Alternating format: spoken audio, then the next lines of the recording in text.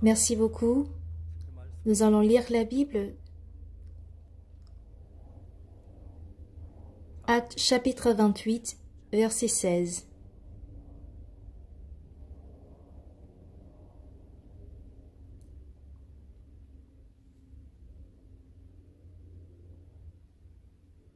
Acte 28, verset 16 au verset 31, je vais lire. Lorsque nous fûmes arrivés à Rome, on permit à Paul de demeurer en son particulier avec un soldat qui le gardait. Au bout de 3 jours, Paul convoqua les principaux des Juifs, et quand ils furent réunis, leur adressa ces paroles. « Hommes frères, sans avoir rien fait contre le peuple ni contre les coutumes de nos pères, j'ai été mis en prison à Jérusalem et livré de là entre les mains des Romains. Après m'avoir interrogé, ils voulaient me relâcher parce qu'il n'y avait en moi rien qui méritât la mort. Mais les Juifs s'y opposèrent, et j'ai été forcé d'en appeler à César, n'ayant du reste aucun dessein d'accuser ma nation. Voilà pourquoi j'ai demandé à vous voir et à vous parler, car c'est à cause de l'espérance d'Israël que je porte cette chaîne. » Ils y répondirent, « Nous n'avons reçu de Judée aucune lettre à ton sujet, et il n'est venu aucun frère qui ait rapporté audit du mal de toi. Mais nous voudrions apprendre de toi ce que tu penses, car nous savons que cette secte rencontre partout de l'opposition. » Ils lui fixèrent un jour, et plusieurs vinrent le trouver dans son logis. Paul leur annonça le royaume de Dieu en rendant témoignage et en cherchant par la loi de Moïse et par les prophètes à les persuader de ce qui concerne Jésus. L'entretien dura depuis le matin jusqu'au soir. Les uns furent persuadés par ce qu'il disait, les autres ne crurent point. Comme ils se retiraient en désaccord, Paul n'ajouta que ces mots. « C'est avec raison que le Saint-Esprit, parlant à vos pères par le prophète Isaïe, a dit « Va vers ce peuple » et dit « Vous entendrez de vos oreilles et vous comprendrez point, vous regarderez de vos yeux et vous ne verrez point. Car le cœur de ce peuple est devenu insensible, ils ont endurci leurs oreilles et ils ont fermé leurs yeux, de peur qu'ils ne voient de leurs yeux, qu'ils n'entendent de leurs oreilles, qu'ils ne comprennent de leur cœur, qu'ils ne se convertissent et que je ne les guérisse. Sachez donc que ce salut de Dieu a été envoyé aux païens et qu'ils l'écouteront. » Lorsqu'il lui dit cela, les Juifs s'en allèrent, discutant vivement entre eux. Paul demeura 2 ans entiers dans une maison qu'il avait louée. Il recevait tous ceux qui venaient le voir, prêchant le royaume de Dieu et enseignant ce qui concerne le Seigneur Jésus-Christ en toute liberté et sans obstacle. Jusqu'au 31.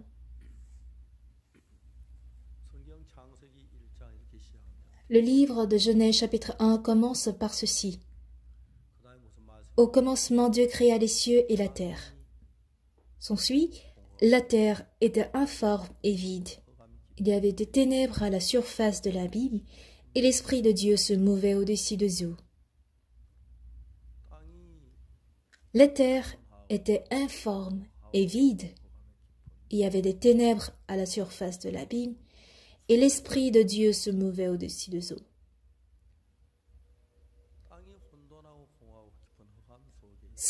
Quand la terre était informe et vide et qu'il y avait des ténèbres, sans Dieu, qui pourra chasser le vide et les ténèbres? La terre ne pourra que vivre dans les ténèbres. Mais grâce à Dieu,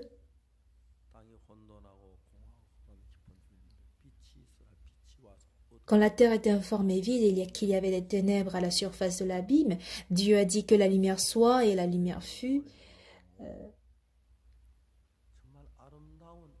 Elle a porté aussi des arbres, des fleurs et de beaux fruits. Pour certains qui mènent la même vie, il y a des gens qui vivent dans les ténèbres. Ils s'efforcent tant à sortir des ténèbres. Et d'autres qui se débattent dans les difficultés, dans les épreuves, mais il n'y a que Dieu qui peut nous faire sortir de là. Même en ayant de l'argent, les gens ont le vide dans le cœur. Même s'ils ont une certaine position, même s'ils ont une belle voiture, ils ont toujours des difficultés dans leur cœur, parce que Dieu compte travailler. Quand la terre était informée vide et qu'il y avait des ténèbres, sans Dieu, elle serait toujours intacte, mais c'est grâce à Dieu qu'elle a changé de forme. Quand j'étais allée à Kiribati, si vous regardez la carte de Kiribati, on voit dans la carte le soleil se lever de la mer. Il y a une histoire, où les enfants, voyant le coucher du soleil, ils dirent à leur mère, « Maman, maman, voici le soleil qui rentre dans l'eau. » Ils voient le soleil se lever sur la mer et se coucher aussi dans la mer. Et la mère dit, « Ne t'inquiète de rien. Dans l'eau vivent des très petites personnes, c'est-à-dire des nains qui fabriquent le soleil pendant toute la nuit. Et le lendemain matin, ils poussent avec toute leur force le soleil. Et c'est là que le soleil se lève et se couche. Et la nuit encore, ils fabriquent le soleil. Le lendemain matin, il y aura du soleil. Donc t'inquiète rien. T'inquiète pas. Et ce genre d'histoire existe. Ne t'inquiète de rien parce que les nains vont fabriquer le soleil. Aujourd'hui, le soleil n'a pas été fabriqué, non. C'est juste que les nuages ont caché le soleil. Donc ils croient tous en cette histoire.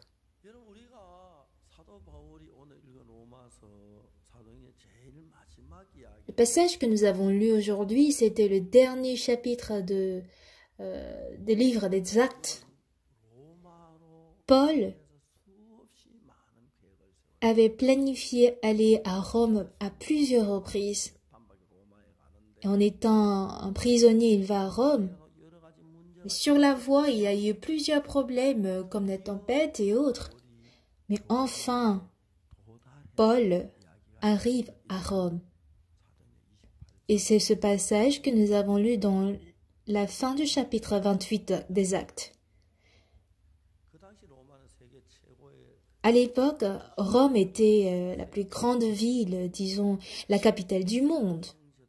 Il y avait l'empereur, il avait le pouvoir, ils avaient aussi de l'argent, ils avaient carrément toutes choses. Ils ont des esclaves, il y avait assez de personnes riches. Raison pour laquelle Paul s'est rendu à Rome. Il y avait tout à Rome, sauf Dieu.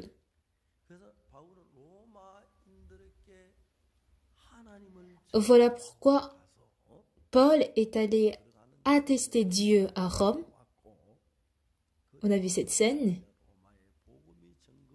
Et c'est à travers Paul que l'évangile a été annoncé à Rome. Et on voit des gens qui ont mené grâce à lui une vie épanouie. Je rencontre tant de personnes quand je tiens des séminaires. Beaucoup de gens me disent, je gagne de l'argent, j'ai un très bon foyer, mais j'ai des problèmes à cause de mes enfants. Je suis difficile, j'ai des problèmes à cause de ci et de ça. Mais j'ai pas de pouvoir pour résoudre le problème. J'ai rencontré Jésus en 1962. Avant de rencontrer Jésus, ma vie était très misérable et ténébreuse.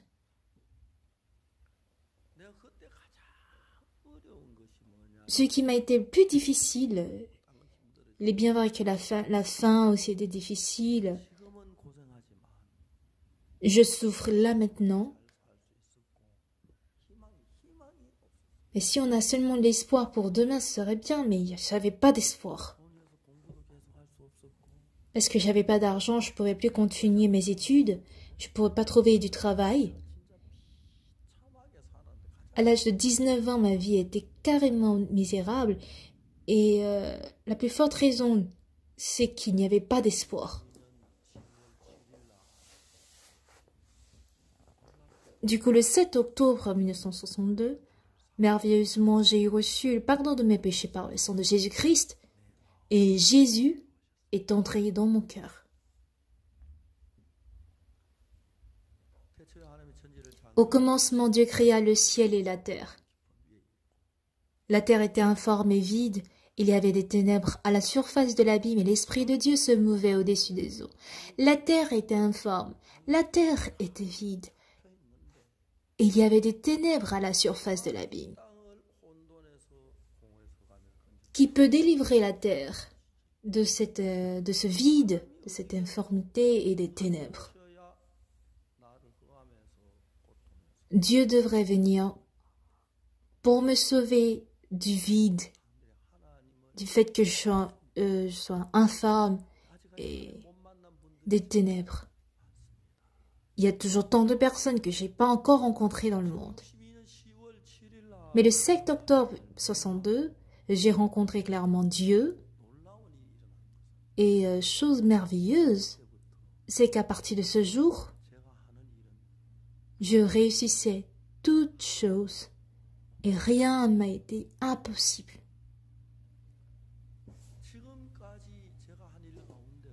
Parmi tout ce que j'ai fait jusque-là, rien n'a été possible par l'homme. Tout a été accompli par Dieu. En lisant la Bible, j'ai vu clairement comment Paul se rendait à Rome pour prêcher l'Évangile.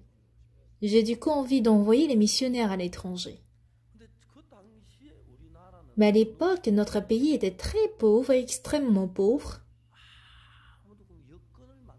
On ne nous délivrait pas de passeport. C'était en 1988. J'ai reçu le salut en 62 et 20 ans plus tard, dans l'année 1988, la Corée a tenu des Jeux Olympiques à Séoul. Et le slogan des Jeux Olympiques, c'était « Le monde vers Séoul et Séoul vers le monde ». Effectivement, les gens du monde entier sont venus à Séoul, mais Séoul ne pouvait pas aller à l'étranger. Pourquoi? Parce que les Coréens à l'époque n'avaient pas droit à avoir un passeport. Pourquoi? Parce que le pays était tellement pauvre.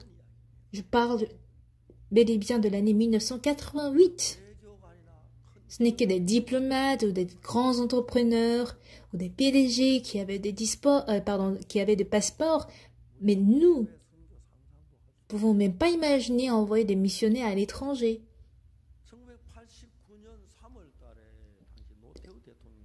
En mars 1989, notre feu président No Tae-woo a dit quoi?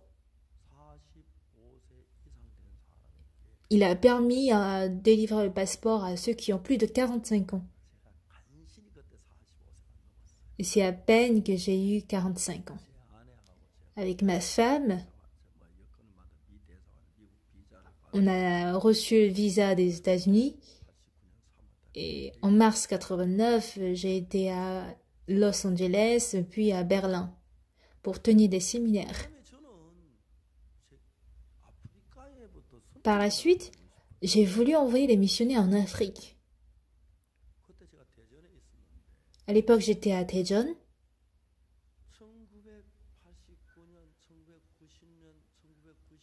En 1990, 91, 92,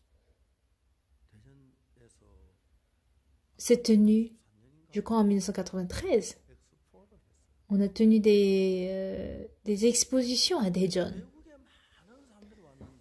Du coup, plusieurs étrangers étaient venus à Daejeon et nos frères m'ont proposé d'évangéliser des étrangers. Donc, on a imprimé des flyers en anglais pour évangéliser aux étrangers. Ces jeunes ont rencontré des Kenyans qui sont devenus leurs amis. Chaque soir, on allait s'amuser avec les jeunes Africains kenyans du Kenya. Et un jeune vient me dire « Pasteur, j'ai trop pitié des Kenyans. Pourquoi? On connaît la Corée qui est un pays très très cher en termes de nourriture. Mais les Kenyans à l'époque recevaient 200 $ comme salaire mensuel. Donc s'ils achètent quelque chose à manger, ils n'ont plus rien. Voilà pourquoi ils mangent que des nouilles ou bien des pâtes douces. Ils vivaient difficilement en Corée. Du coup, j'ai dit un jour à ma femme qu'on invite à dîner ces Kenyans. On a invité les Kenyans, ils étaient au nombre de 20 environ. La femme a préparé la viande de bœuf, la viande du poulet. Et les Kenyans adorent ils adorent le poulet. Il n'y a pas assez d'éleveurs de poules au Kenya, alors qu'ils vont vraiment réussir s'ils élèvent beaucoup de poules. Ils ont tellement apprécié notre nourriture qu'ils étaient joyeux. Et une personne vient me dire, pasteur, alors si nous sommes invités à dîner, nous préparons un cadeau, mais étant donné que nous n'avons pas des moyens, on n'a pas pu préparer de cadeau, mais nous allons chanter pour vous. Ils chantaient pas seulement, mais ils dansaient. C'est le soir là, on était très heureux. Qu'est-ce que vous aimez faire en Corée? Lui demandai-je. Ah oui, on était seulement restés à la salle d'exposition. Notre souhait, c'est de faire le voyage, oui, le tour de la Corée. Ah bon? Leur dis-je. Je vais souvent, en fait, dans d'autres villes et je vais avec ma femme. Mais j'ai 2 sièges vides en arrière de ma voiture. Vous voulez m'accompagner? Ils étaient très contents, oui. Donc, à chaque fois que je vais dans une autre ville, il y a 2 personnes qui m'accompagnent pour aller à Daegu, Busan, Mokpo. Et ils étaient presque évanouis quand on voulait leur faire manger de la poulpe fraîche à Mokpo. J'ai eu aussi du mal à manger leur plat la première fois quand ils m'ont offert. Donc j'étais très heureux avec eux.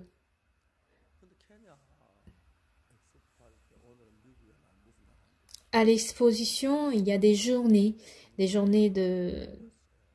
États-Unis et une journée du Kenya. Et c'était la journée du Kenya et même le ministre de l'Industrie et du Commerce du Kenya était venu. Ah, monsieur le ministre, il y a un pasteur Park ici, pasteur Oxopa, qui adore vraiment du Kenya.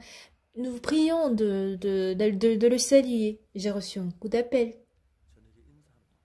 Nous voudrions venir vous saluer. À quelle heure voulez-vous venir? Vers 18h. Ah, voulez-vous dîner chez moi alors? Très bien. Vous êtes combien? On est 20. En général, il y a environ 20 personnes qui accompagnent un ministre. Et ma femme, elle adore préparer pour ses invités. Bon, elle demande à toutes les sœurs de préparer. Du coup, on les a très bien servis. Et le ministre était très heureux.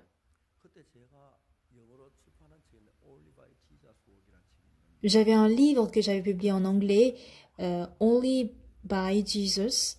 C'est pas que j'ai écrit en anglais, mais les frères ont traduit du coréen en anglais, seulement par la foi en Jésus. Et le lendemain, ils m'ont invité au Kenya.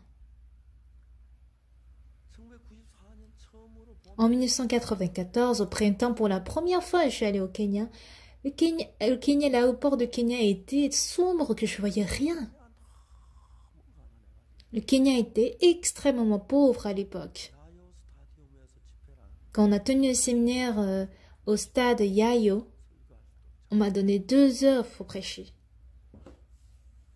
Et c'est ce ministre qui m'a donné ce temps. Et la plupart des Kenyans étaient difficiles. Et le soir-là, quand je suis entrée dans ma chambre pour dormir au Kenya, mon cœur était ouvert. Seigneur, jusque-là, c'était pas moi qui t'ai servi, mais Dieu, toi-même qui m'as servi. Je voudrais bien te servir aussi, Seigneur. Si tu le permets, je voudrais vivre le reste de ma vie au Kenya en prêchant l'Évangile.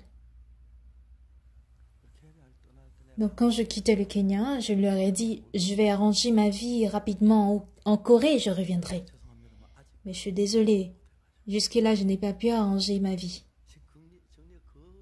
Mais je crois que ça y est presque. Presque. Je suis très reconnaissant. J'ai envoyé 2 missionnaires, le missionnaire Yoon et le missionnaire Kim Jong-dok. Et voici comment la mission avait débuté à l'étranger. Et aujourd'hui, le Kenya est devenu une grande église.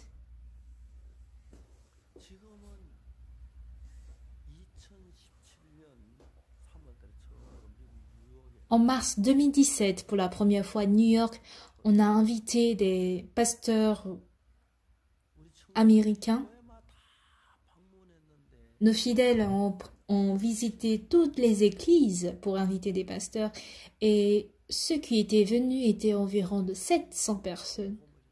Parmi une semaine, je leur ai prêché l'évangile et ils étaient très étonnés.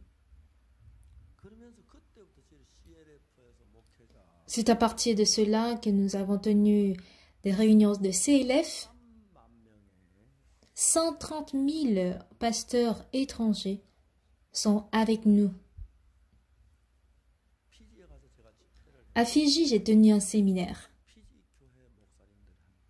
Et il y a eu environ une centaine de pasteurs de Fidji. Et le nombre de ceux qui avaient reçu le salut dépassait 70. Ils étaient reconnaissants de recevoir le salut. Ils sont retournés à leur centre pour dire « Nous avons changé, mais qu'est-ce que tu as fait ?» Ah, c'est la mission Bonne-Nouvelle, le pasteur de la mission de Bonne-Nouvelle. Donc, ils ont appelé l'église méthodiste en Corée pour savoir qui nous sommes. Mais l'église méthodiste en Corée, on dit c'est une grave secte. Donc, n'ayez aucune relation avec cette mission de la Bonne-Nouvelle. Donc, ils ont cessé d'avoir des relations avec nous.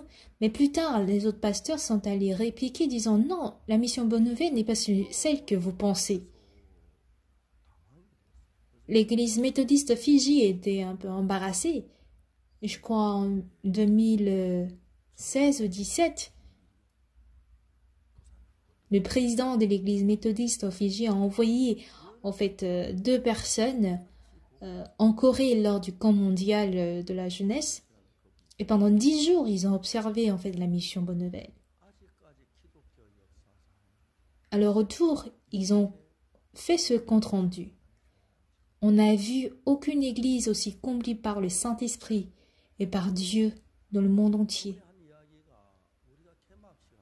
Lors de la cérémonie d'ouverture qui se tenait à la plage de Haeundae à Busan, il pleuvait depuis le matin du jour J. Le soir, se tenait la cérémonie d'ouverture à l'extérieur en plein air. Quand j'ai observé ce que faisait pasteur Oxopar, il priait avec d'autres pasteurs. Ce qui nous a étonnés, c'est que les pasteurs coréens, c'est pas qu'ils priaient qu'il ne pleuve pas, mais qu'ils croyaient qu'il n'allait pas pleuvoir. Et 1 heure avant la cérémonie, effectivement, il a cessé de pleuvoir. La cérémonie s'est bien déroulée, et c'est après 1 heure de cette cérémonie qu'il a continué à pleuvoir. Quand j'ai visité Fidji, il y a eu de lourdes pluies et des centaines de gens et des dizaines de personnes étaient mortes de pluie.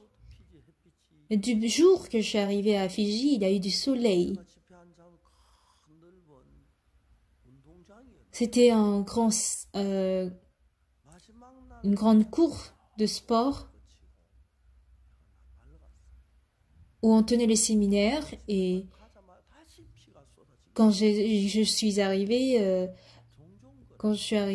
la pluie avait cessé et c'était après que je suis partie qu'il a plu encore. Un jour, quand j'étais en Russie, pasteur Kim Jong-un m'appelle pour dire « Pasteur, il y a de l'urgence, il a plu en Corée et tout le pont qui est au centre de Daedok est détruit. Les morceaux de pont sont tous écoulés par la rivière. » J'ai dit « Je suis désolée. Pourquoi ? Le séminaire est plus important. » Donc je suis venue avec un bon climat en Russie. C'est pas grave quand je retourne le bon temps reviendra. Je crois à Kamcheon, prend sa source vers le centre de Daedok, et le pont qui était sur le fleuve était complètement cassé. C'était nous qui avons construit ce pont. Ma femme dit,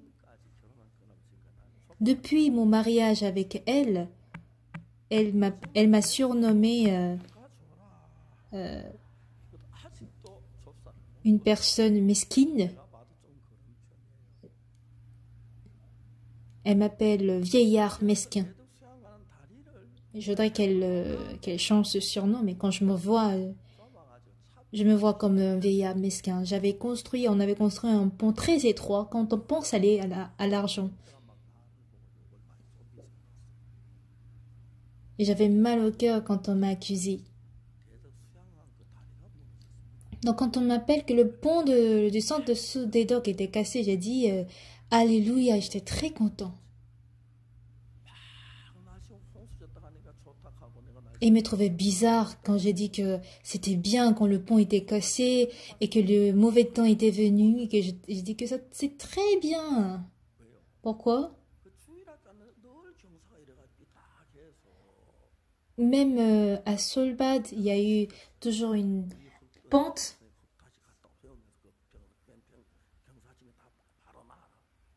C'est bien, on n'a qu'à, disons, remblayer encore la terre pour que la terre soit droite.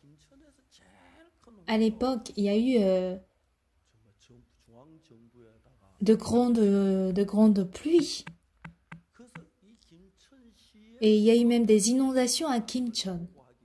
En vue de rendre compte qu'il y avait des inondations en fait à Kimcheon, normalement on corrige un peu. L'État avait réparé, disons, certaines routes ou bien certains ponts, dont notre pont aussi fait partie.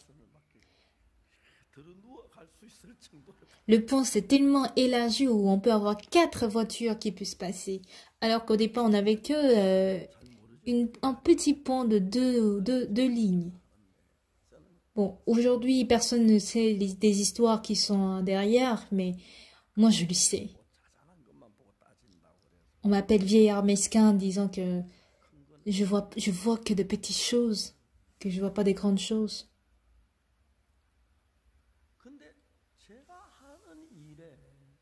En tout cas, dans ce que je fais, je vois comment les choses changent une fois que Jésus est entré dans ma vie.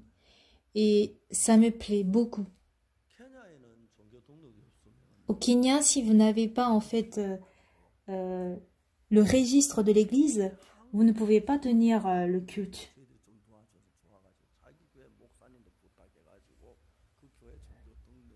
Mais c'était un pasteur qui était au Kenya qui nous a donné son registre d'église pour que nous puissions tenir des activités. Et quand j'étais allée au Kenya, il m'a souhaité de me voir. Et j'avais cette impression qu'il allait me demander de l'argent. Dois-je lui donner de l'argent? Si oui, combien?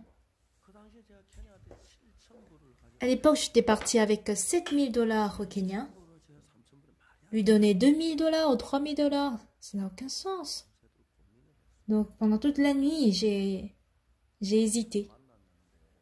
Le lendemain, je l'ai rencontré et je lui ai dit,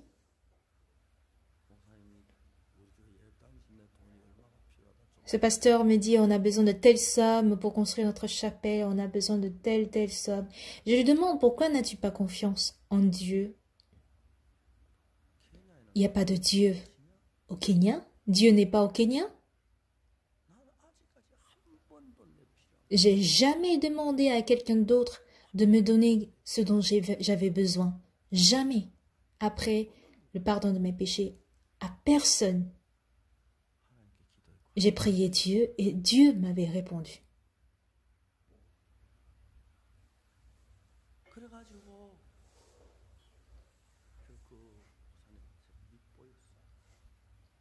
Donc finalement, je ne l'ai pas plu. Ils ont décidé de chasser les 2 missionnaires. Mais avant mon départ, j'étais allée à Migori, dans une ville appelée Migori. Il faut prendre la voiture, il faut prendre 3 heures en voiture. Pendant toute la matinée, on a tenu des séminaires. Quand j'y pense encore maintenant,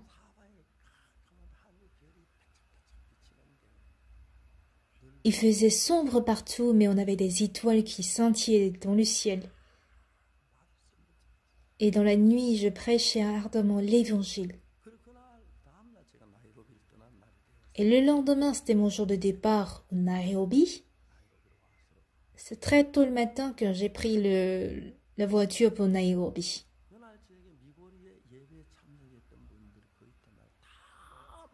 Et tous ceux qui étaient venus à la veille lors du séminaire du soir à Migori, ils sont tous venus le lendemain pour dire « Nous devons écouter cette parole ». Et ils ont invité nos 2 missionnaires qui étaient à Nairobi. Donc, ils m'ont accompagné à l'aéroport et ils ont envoyé ces 2 missionnaires. Les policiers étaient venus les attraper à Nairobi. Mais parce que les 2 étaient à Migori, ils n'ont pas pu les attraper. Et ils ont pris seulement un de nos frères. Et ce frère était un grand responsable dans ce qui concerne les registres de religion. Il a dit, bon, je vais rédiger le registre de l'église pour vous. On m'a demandé juste de signer et j'ai signé. On a demandé d'après un nouveau registre de l'église mission de la Bonne Nouvelle. Voici notre demande de registre. Et en mars de l'année qui a suivi, notre mission Bonne Nouvelle a eu ce registre de l'Église, alors qu'il a été vraiment difficile de l'avoir. Ils ont voulu aller au départ en Tanzanie si le frère n'avait pas travaillé, ou le parent du frère n'avait pas travaillé. Si je me mets à raconter tout ce qui s'est passé en fait dans notre mission, le temps ne me suffirait pas. À Rome, il y a eu d'empereurs, il y a eu l'armée, il y a l'esclave, il y a de l'argent, il y a de position, il y a le pouvoir. Il y a tout là-bas. Tout sauf Dieu. Bon, Dieu était là, mais personne ne croyait en Dieu.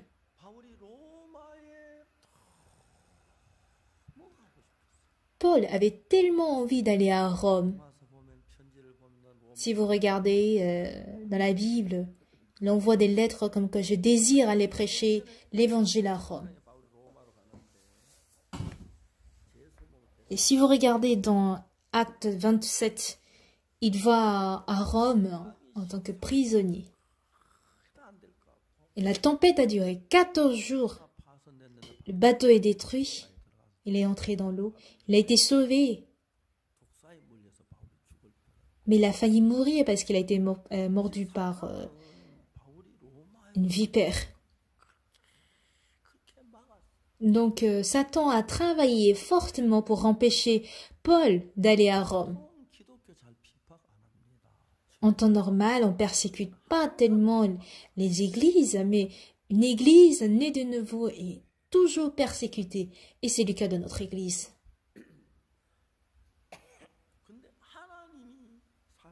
Cependant, Dieu est vivant. Si on me demande de raconter comment il m'a dirigé jusqu'à ce jour, je ne saurais comment terminer. Notre chorale Gracias était composé uniquement de quelques frères et sœurs de l'Église. Et quand j'ai fouillé le cœur de nos jeunes, on a des plaintes, des tristesses et des conflits ineffables dans leur cœur.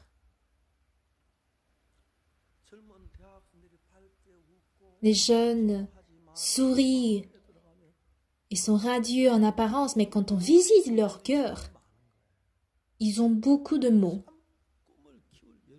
alors qu'ils ont l'âge d'avoir beaucoup de rêves, l'âge de 17, 18, 19 et 20 ans.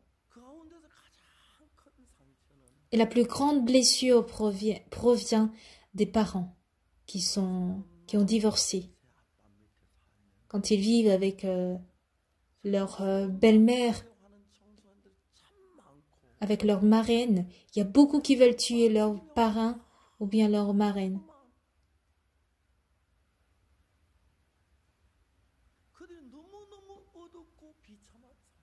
Et leur vie est très misérable et sombre.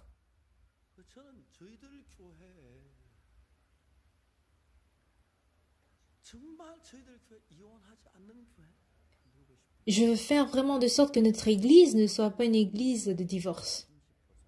À Séoul, le taux de divorce s'élève à 30%, mais dans notre église, le taux de divorce s'élève à 0,1%. Et il y a beaucoup d'enfants, en fait, qui sont nés dans notre église. Si vous avez beaucoup d'enfants, si vous accouchez plusieurs enfants, vous verrez que la plupart des problèmes chez les enfants, c'est dû au fait qu'ils sont seuls dans la famille. S'il y a plusieurs enfants dans la famille, ils gèrent tout entre eux. Si l'enfant est seul, il ne va jamais briser son cœur. Le père ne peut pas briser le cœur du fils, mais le grand frère, il ne peut que faire briser le cœur des enfants. Par exemple, j'ai mes petits-enfants, il y a le grand frère. En absence du père, il tient son petit frère entre les bras et le petit frère dit « Ah, mon grand frère, lâche-moi, ça me fait mal !» Puisque son père est souvent absent, il prépare à manger, il prépare la viande. Les petits frères suivent bien le grand frère. Et ils peuvent souffrir de l'autisme ou bien de certaines maladies psychologiques, tout ça. Ils vont en fait, ils vont pas souffrir de ce genre de maladie.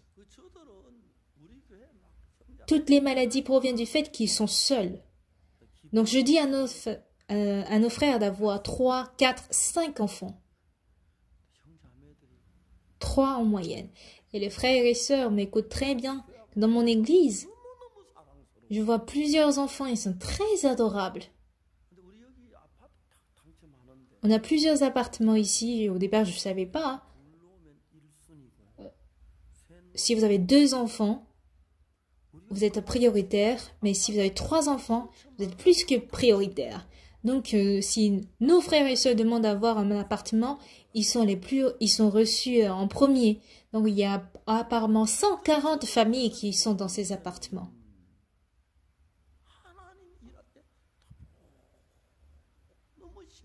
Dans toute chose, quand je vois comment Dieu travaille, c'est vraiment merveilleux.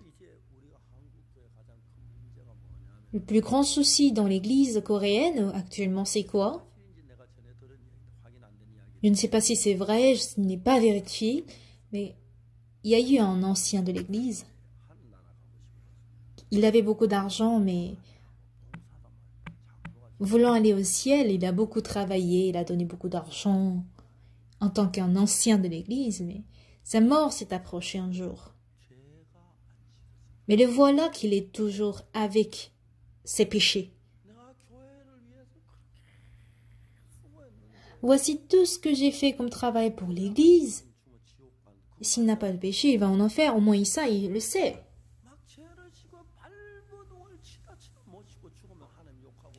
Il s'est débattu fortement à avoir ses péchés pardonnés, mais il n'a pas pu. Et du coup, il a insulté Dieu avant de mourir. D'autres églises disent qu'ils sont pécheurs. Et Pasteur Tsupak est critiqué comme quoi il est hérétique parce qu'il dit que nous sommes justes ou bien qu'il est juste. Il n'y a pas de juste par même seul, mais il dit qu'il est juste. Il est hérétique. Faudrait pas regarder la Bible seulement dans ce côté. Il y a plusieurs passages dans la Bible qui montrent que nous sommes justes.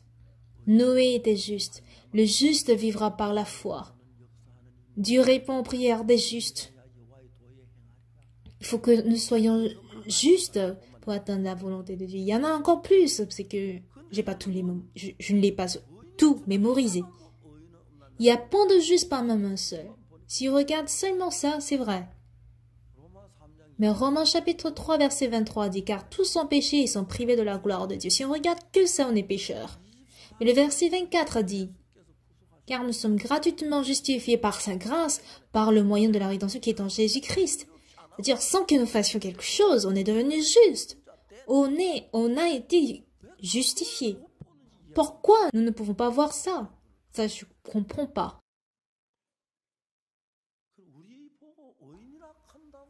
Parce qu'on dit qu'on est juste. Eux aussi ils le disent. Par son sang, je suis lavé de mes péchés. Au jour joyeux, le Seigneur a pardonné. Ils chantent par la bouche, mais ils prient disant, Seigneur, je suis pécheur. Ils ne comprennent pas ce qu'ils disent.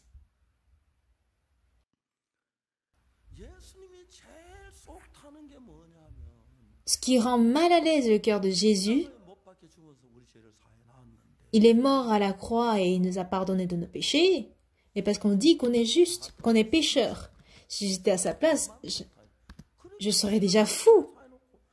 J'ai tout fait pour pardonner tes péchés, je ne me souviendrai plus de péchés.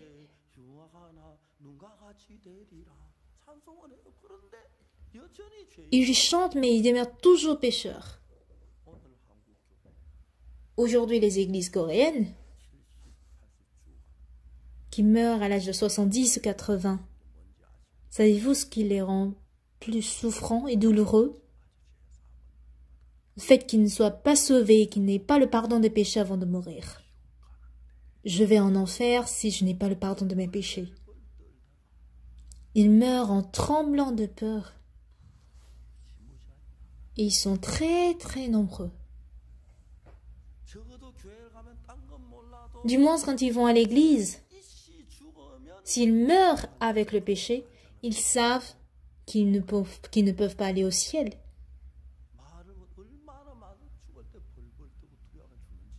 On ne sait pas à quel point ils meurent en tremblant de peur, pardon. À partir de 2017, je parcours presque tout le monde entier, depuis New York, Hong Kong, et je prêche la parole pendant 3-4 jours. Les pasteurs, ils connaissent la Bible, du coup ils comprennent de quoi je parle. À la réunion des pasteurs en République dominicaine, j'étais devant eux, je leur dis que je suis juste. Parce que de toute façon, il fallait que je me heurte contre eux. Pasteur, j'ai une question. Vous avez tous des questions. Allez-y. Pasteur, n'avez-vous pas péché? N'avez-vous pas menti? N'avez pas volé? Soyez francs. Ok, je serai franc. J'ai beaucoup volé. J'ai beaucoup menti, je ne peux pas les compter. Mais comment dites-vous que vous êtes Comment dites-vous que vous êtes juste? Vous êtes pécheur. Moi, j'en sais rien. Mais dans la Bible, Dieu dit que je suis juste. C'est écrit dans la Bible. Si Dieu dit que je suis juste, ne le suis-je pas? Leur répliquai-je. Regarde dans la Bible, dans tel passage. Ils étaient étonnés. Ils étaient tous levés. Il y a quelqu'un qui a couru vers l'autel, vers le pupitre.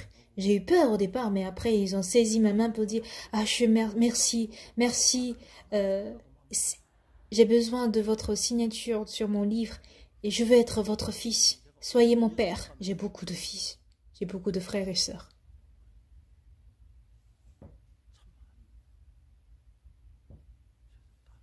Il y a beaucoup de gens qui nous suivent.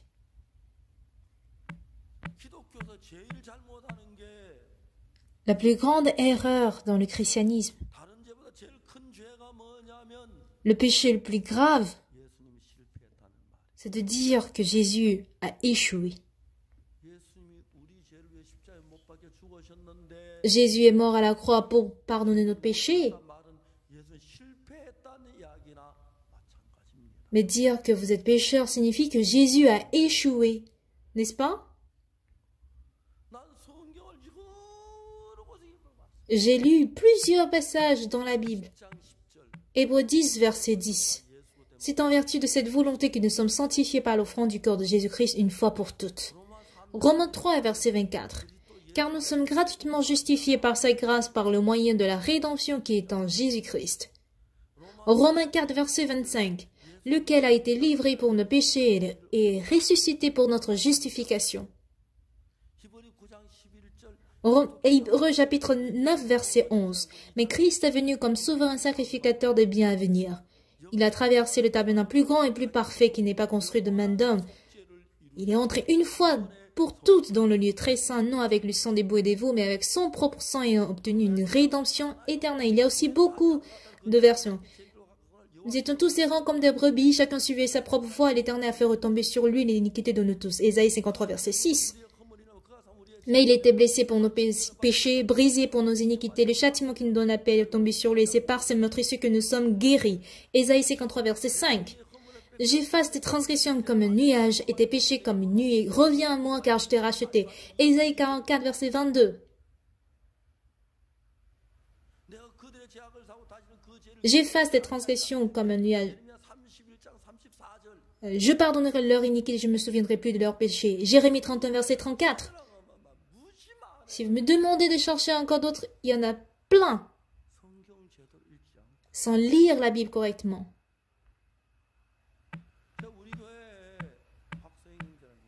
Il y a un frère Park dans notre église qui est tombé dans les épreuves. Et sa femme, avec qui on est allé au restaurant pour manger, elle me demande, pasteur, faire un entretien avec mon mari. Du coup, je l'ai appelé. Quand je l'ai appelé, qu'est-ce qu'il me dit?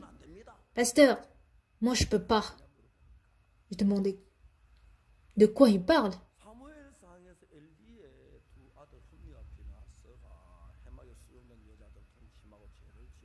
On voit les deux fils de Élie qui a commis l'adultère, Omni et Binéas. Et qu'est-ce qu'il est écrit? Parce qu'ils n'ont pas écouté leur père. Dieu a décidé de les tuer.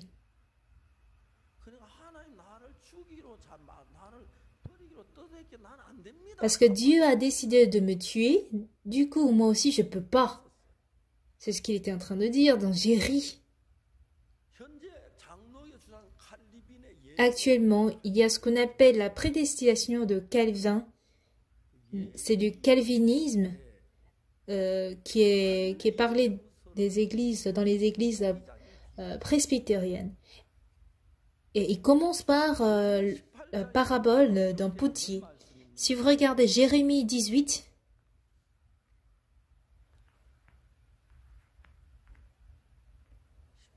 Jérémie 18.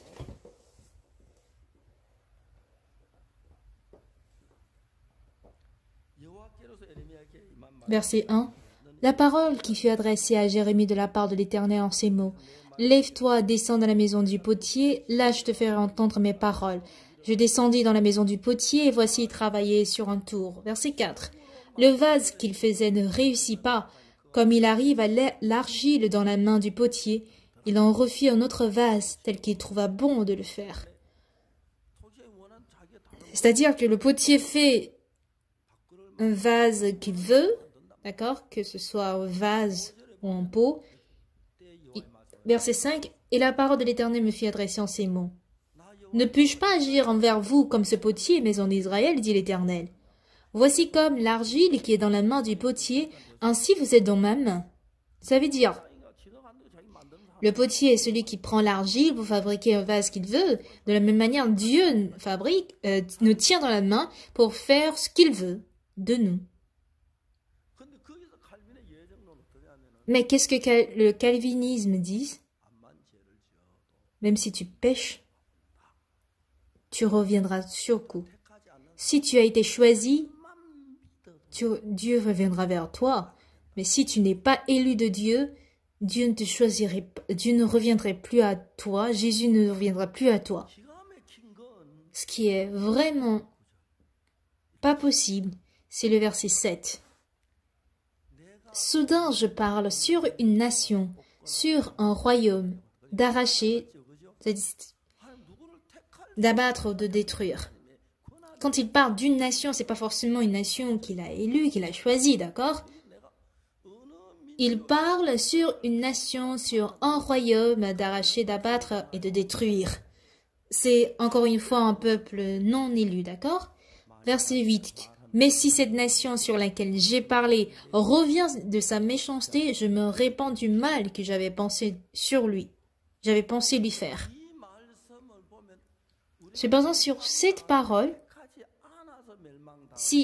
est-ce que nous sommes détruits parce que nous n'avons pas été élus ou bien parce que nous ne nous sommes pas repentis? C'est parce que nous ne sommes pas repentis. Verset 9. Et soudain je pars sur une nation, sur un royaume de bâtir et de planter. Encore une fois, c'est pas un peuple élu. Mais si cette nation fait ce qui est mal à mes yeux et n'écoute pas ma voix, je me répands du bien que j'avais eu à l'intention de le faire.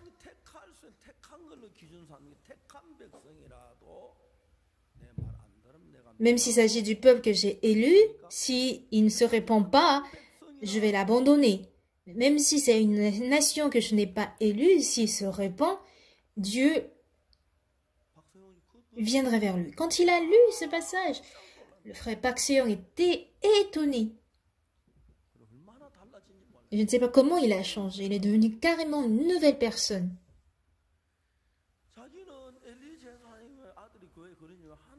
À cause du péché des fils d'Élie,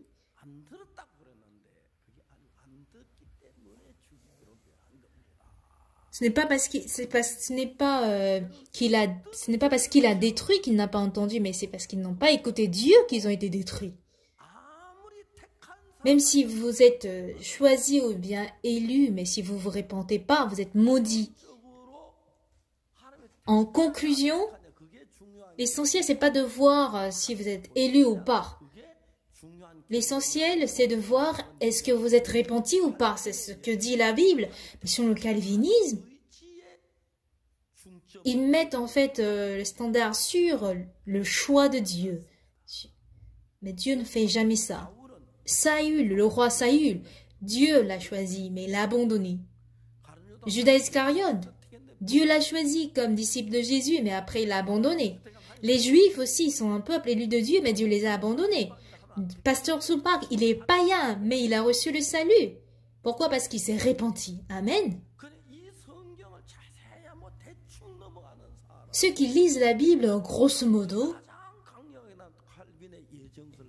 ils vont parler du calvinisme en ne comprenant juste une part. Vous allez vous dire que bon, le calvinisme dit vrai, mais si vous connaissiez la Bible en entier, ils vont jamais être influencés par ce qu'ils disent. Que Dieu ait choisi ou pas, c'est pas ça qui est très important. Même si on est élu, si Dieu nous détruit, on est détruit. Même si on n'est pas élu, si on est sauvé, n'est-ce pas? Alléluia. C'est ça donc. Quand on ignore la Bible, on voit la Bible seulement d'une part. Je ne cherche pas à attaquer en fait une église. Les églises sabbatiques doivent observer les jours de sabbat. Mais ce qui est intéressant, c'est que dans Hébreux 10, verset 10, dans Hébreux 10, verset 1, il est bien écrit que la loi possède une nombre des biens à venir et non l'exacte représentation des choses. On parle de sacrifice ici, en fait, qui est l'ombre du sacrifice de Jésus-Christ. Observer le jour de sabbat désigne le fait qu'on se décharge de tous les charges le jour de sabbat. Et ce jour de sabbat représente Jésus-Christ. Vous comprenez? Allons-y lire un passage dans Colossiens. Colossiens chapitre 2.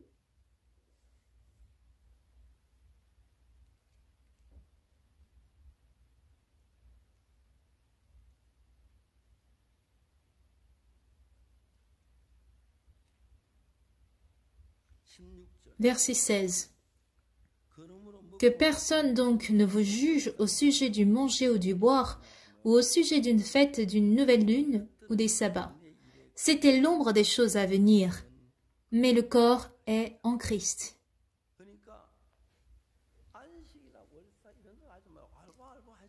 Donc, pas la peine de vous débattre avec les jours de sabbat ou la loi, parce que c'était de l'ombre des choses à venir. Mais le corps est en Christ. Si le soleil se couche le vendredi soir, on se décharge de toutes les charges. Si vous venez à Jésus-Christ, comme le jour du sabbat, vous allez vous décharger de tous vos péchés. En vue d'expliquer cet aspect, le jour de sabbat a été créé, vous comprenez? On parle bien de l'ombre, l'ombre. Ce n'est pas bien observer la loi qui est important. On dit clairement que la loi n'est qu'une ombre, n'est qu'une représentation des choses à venir. Et non, c'est une ombre des biens à venir, non une exacte représentation. Auparavant, en Corée, quand les couples se marient, ils ne se voient pas d'abord. Il y a quelqu'un qui les joint. Quelqu'un qui vient pour présenter une photo disant que c'est la personne. Et parfois, les médiateurs montent. Ils disent qu'elle est très belle de visage, mais c'est juste qu'elle est loin. Non, c'est pas grave, je n'ai qu'à aller. On s'est rendu compte qu'en fait, elle était aveugle, en fait. Et en coréen, si on ne met pas de sujet et que vous dites c'est le même verbe homonyme qui signifie être aveugle. Sans sujet, ça veut dire qu'elle est loin. Aujourd'hui, avec des réseaux sociaux, on peut connaître le visage, on peut s'appeler. Mais auparavant, on n'en avait pas ça. Donc, ils regardent les photos pour dire « Ah, ma future femme sera comme ça. » Ce n'est pas, en fait, son vrai visage, d'accord? C'est une photo. Avant de voir sa vraie femme, ils vont regarder seulement la photo. Ce serait dingue de regarder toujours la photo alors que la vraie personne est devant vous. Tout ce que vous voyez ici dans la Bible, comme loi et sabbat, sont tous des ombres, tout et toutes. Donc la loi nous a été donnée comme ombre des choses à venir, vous comprenez?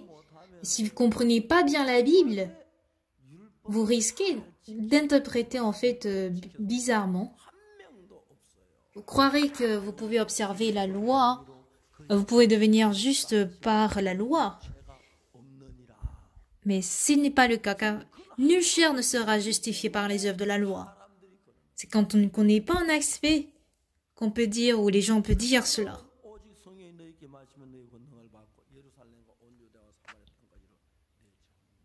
Mais vous recevrez une puissance, le Saint-Esprit survenant sur vous, et vous serez mes témoins à Jérusalem, dans toute la Judée, dans la Samarie, jusqu'aux extrémités de la terre.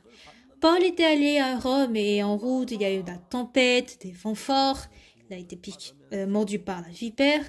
Mais quand les Romains ont reçu le salut au travers de Paul, l'évangile a été propagé dans toute l'Europe. Jusqu'à la deuxième moitié de 1800, deuxième moitié du 19e siècle, 18e, il y avait l'évangile en Europe. Mais les puritains qui ont été certes sévèrement persécutés ont quitté l'Europe pour aller aux États-Unis. Et c'est dans les 1900 pour la première fois que l'évangile aussi est entré en Asie, comme au Japon, en Corée, en Chine, etc. Sinon, avant le 19e siècle, on n'entendait pas parler de Jésus. Croire en Jésus signifie recevoir le pardon de ses péchés. Si chacun est culpabilisé, condamné par son péché, c'est qu'ils ignorent ce que la Bible dit que mes péchés sont lavés, mais si je ressens ma condamnation, je peux penser que je suis pécheur. Vous comprenez? Du coup, les gens enseignent qu'ils sont pécheurs. Mais que dit la Bible? Car tous sont péchés et sont privés de la gloire de Dieu. Ils sont gratuitement justifiés par sa grâce, par le moyen de la rédemption qui est en Jésus-Christ. Chers bien-aimés, frères et sœurs, qui que vous soyez, Dieu vous appelle juste. Même la sœur qui est en chemise noire, elle est juste. Le frère qui a porté des verres, vous êtes juste. Frère en cravate rouge, vous êtes juste. Pourquoi? Pas en nous regardant, mais en regardant la croix. Dieu dit que nous sommes justes. D'accord? La sœur en chemise blanche, vos péchés aussi ont été lavés, d'accord? Comprenez-vous? Oui, le frère en t-shirt rouge. Jésus-Christ a pardonné vos péchés par le sang de Jésus-Christ. Pas parce que nous avons fait quelque chose. Nous sommes tous sanctifiés et justifiés par le sang de Jésus-Christ. Du coup, par la grâce de Dieu, nous sommes gratuitement justifiés. Nous avons un frère à Daejeon. Sa mère avait plus de 80 ans. Elle dit qu'elle est pécheur et que notre église est une secte. Donc encore un jour, il propose en fait à sa mère d'aller sur la montagne parce qu'elle s'ennuie. Oui, c'est bien, allons-y. Ils sont venus à la montagne de Daedok, au centre de Daedok. Elle était étonnée que je suis venue à la retraite. Elle était en colère. Maman, t'es venue jusque-là. Tu veux pas aller rencontrer Pasteur Oxopak? Quand elle était célibataire, il y a de cela dans les années 80, elle était fonctionnaire. Elle était très intelligente. J'ai pas de raison de ne pas le rencontrer. Je m'en vais le voir. Donc, on était assis à deux, elle et moi. Vous dites que vous êtes pécheur? Bien sûr que je suis pécheur. C'est vous qui êtes hérétique et dites qu'il n'y a pas de péché.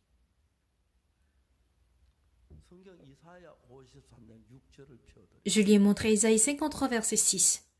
Nous étions tous errants comme des brebis, chacun suivait sa propre voie, mais l'Éternel a fait retomber sur lui l'iniquité de nous tous.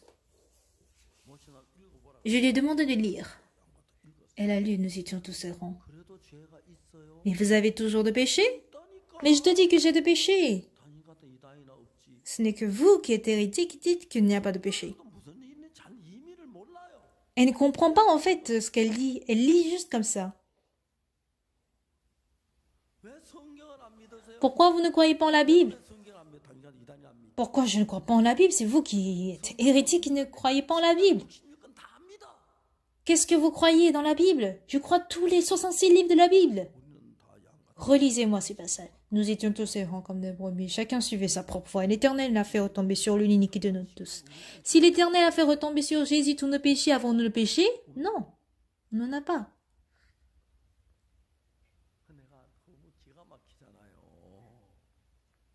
Ça m'a rendu dingue parce que elle ne comprend pas ce qu'elle lit. Lisez correctement ce que vous voyez. Quand elle a relu, au départ elle lisait juste comme ça, mais nous étions tous errants comme des brebis, chacun suivait sa propre voie, et l'Éternel a fait retomber sur lui l'iniquité de nous tous. Du coup, je n'ai pas de péché.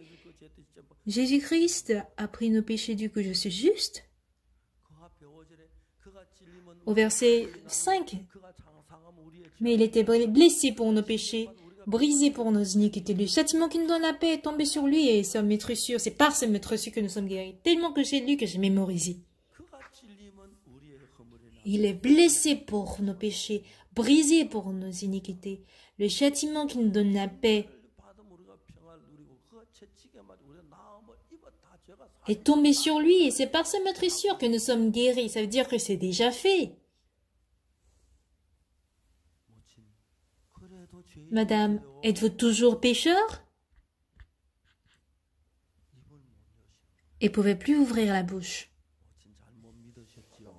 Vous avez une mauvaise foi jusque-là, pas vrai? Dans les 66 livres de la Bible, disons que nous avons péché, mais par le sang de Jésus-Christ, nous avons été pardonnés. Si jamais nous disons que nous sommes pécheurs, alors que Jésus est mort à la croix, vous êtes en train d'insulter Jésus. Si Jésus n'a pas pardonné nos péchés, quelle injure à Jésus! Non, Jésus n'a pas échoué à la croix, il a lavé nos péchés. Il a bien dit qu'il ne se souviendrait plus de nos péchés. Ce jour-là, le cœur de la dame était renouvelé, elle est devenue une nouvelle personne. J'ai demandé d'après sa mère un jour, au frère je veux dire, elle a dit qu'elle va très bien. Après, elle me dit qu'elle était un peu souffrante, qu'elle ne pouvait pas sortir. Elle est très âgée. Mais apparemment, elle appelle tous les jours. Elle appelle les gens pour dire que regarde, tes péchés sont pardonnés ou pas. Elle explique cela aux gens. Est-ce qu'elle va toujours dire que nous sommes hérétiques? Non, c'est parce qu'ils ne savent pas. Nous avons toute cette expérience d'avoir commis le péché.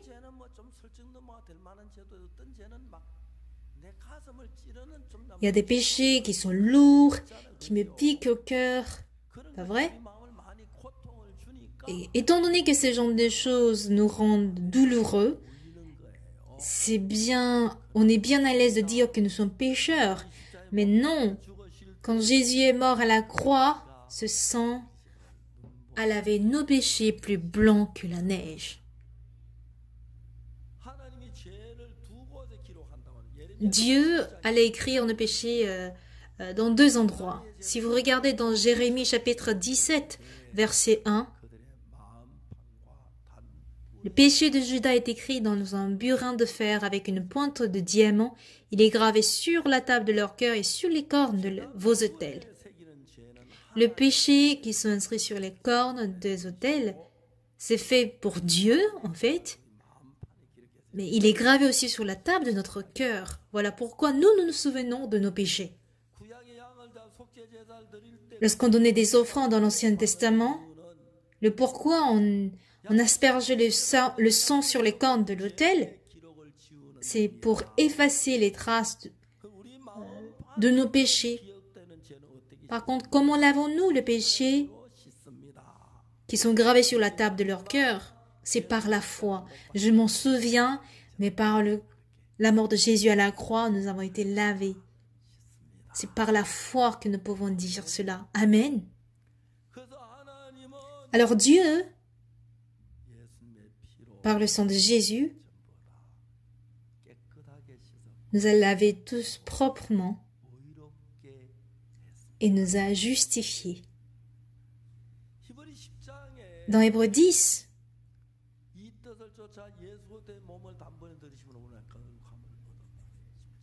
verset 10, c'est en vertu de cette volonté que nous avons été sanctifiés par l'offrande du corps de Jésus-Christ une fois pour toutes. Verset 11. Et tandis que tout sacrificateur fait chaque jour le service et offre souvent les mêmes sacrifices qui ne peuvent jamais ôter les péchés. Chaque fois que nous péchons, il faudrait donner des sacrifices. Pourquoi? Les sacrifices sur terre signifie que sur terre, où on est influencé par le temps, j'ai fait telle chose aujourd'hui, et si je passe au demain, ça veut dire qu'un jour passe, un mois passe, un an passe, 10 ans passent, et ça se trouve dans le passé. Si vous restez tranquille, le temps passe, et on se retrouve au passé. Le sacrifice du passé ne peut pas effacer le péché de demain. Vous comprenez? Du coup, dans l'Ancien Testament, chaque fois que nous péchons, il faudrait tuer des holocaustes encore et encore et encore. Voici ce qui était fait dans l'Ancien Testament. Si dans l'Ancien Testament, on a tenu les mêmes sacrifices par les sacrificateurs, Jésus-Christ devrait mourir encore et encore plus de millions de fois. Même s'il meurt des trillions de fois, il ne pourrait pas laver tous nos péchés. Parce qu'on pêche tous les jours. Du coup, avec le sang de Jésus-Christ qui est mort à la croix, il l'a pas aspergé sur les autels sur la terre, mais il l'amène au ciel. Et c'est au ciel, dans le monde éternel, qu'il a aspergé nos sangs, qui a aspergé son sang. Cette terre est influencée par le temps. Du coup, on ne peut pas empêcher le temps de passer. On a plusieurs chansons concernant le temps. On a envie d'attacher le temps, en fait, accroché sur les arbres. Mais on ne peut pas accrocher le temps sur les arbres, ni sur les troncs d'arbres. On parle ici du monde temporaire. Tandis que le paradis est un monde éternel, quoi qu'on fasse, c'est éternel. Ce qui est bien au ciel, c'est que vous ne vieillissez pas si vous êtes au ciel. Mais sur terre, on change. Et avec ce corps, il faut les abandonner avant d'aller au ciel pour avoir un nouveau corps. Avoir un corps incorruptible. Si vous y allez là, rien ne change. Si vous lavez vos péchés là, vos péchés sont éternellement lavés. Amen. Hébreux 10, verset 10 dit, « C'est en vertu de cette volonté que nous sommes sanctifiés une fois pour toutes. » Une fois pour toutes. Avons-nous reçu la sanctification ou bien nous sommes déjà sanctifiés? Verset 11. Tandis que tout sacrificateur fait chaque jour le service et offre souvent les mêmes sacrifices qui ne peuvent jamais ôter les péchés. Et verset 12. Lui, après avoir offert un seul sacrifice pour les péchés, s'est assis pour toujours à la droite de Dieu. Voilà pourquoi nos péchés sont lavés éternellement. Donc, à chaque fois que vous péchez, c'est pas qu'il doit revenir pour mourir encore et encore. Il a expié une fois pour toutes. Verset 13. Attendons désormais que ses ennemis soient devenus son marchepied. Qui attend? Ses ennemis, en fait, sont des personnes qui insistent qu'ils ont toujours le péché. Verset 14. Car par une seule offrande, il a amené à la perfection pour toujours ceux qui sont comment? Sanctifiés. Même s'ils veulent aller en enfer, ils ne pourront pas. Vous comprenez? Verset 17. Regardez verset 17. Et je ne me souviendrai plus de leurs péchés, ni de leurs iniquités. Verset 18. Or, là où il y a pardon des péchés, il n'y a plus d'offrande pour le péché. Tout est terminé. Pourquoi les gens ne lisent pas ce genre de Bible? Du coup, ne nous fions pas de nos pensées. Fions-nous sur la parole de Dieu qui dit que nos péchés sont pardonnés éternellement. Il y a beaucoup qui disent, donc ça veut dire que nous avons la liberté de pécher comme nous voulons. Bon, vous n'êtes pas Dieu en fait. Nous croyons que Dieu nous a justifiés. Et quand nous avons cette foi, Dieu vit en vous et vous accorde la grâce. Prions.